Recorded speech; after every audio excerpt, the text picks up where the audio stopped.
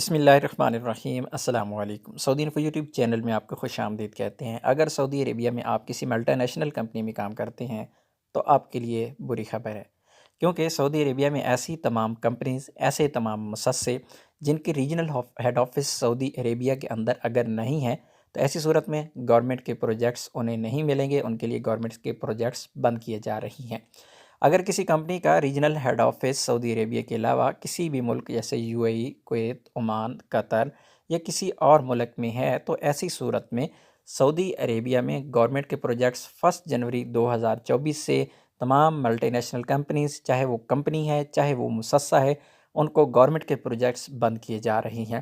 ہاں، یہ ہے کہ اگر پروجیکٹ آپ کی کمپنی پرائیویٹ کرتی ہے تو ایسی صورت میں کوئی پرابلم نہیں ہوگی، لیکن گورنمنٹ کے پروجیکٹس ایسی کمپنیز کے لیے بند کیے جا رہی ہیں جن کے ریجنل آفس سعودی عربیہ سے باہر ہیں۔ اگر آپ بھی کسی ایسی کمپنی میں کام کرتے ہیں تو آنے والے وقت میں آپ کے لیے مشکلات ہو سکتی ہیں، کیونکہ کمپنی ابھی سے خود کو سنبھالنا شروع کریں گی، ابھی سے وائنڈ اپ شروع کریں گی اور نئے پروجیکٹس کی کوئی امید نہیں ہے انہیں، تو اس لیے آپ بھی جتنا ہو سکے انتظامات جیسے بھی یا جو آپ ان فیوچر کچھ سوچ رہے تھے اسے ابھی سے آپ پلان کر لیجئے، کیونکہ 2024 کے بعد تو ان کمپنیز کے پاس کسی قسم کے گورنمنٹ کے کوئی پروجیکٹ نہیں ہوں گے۔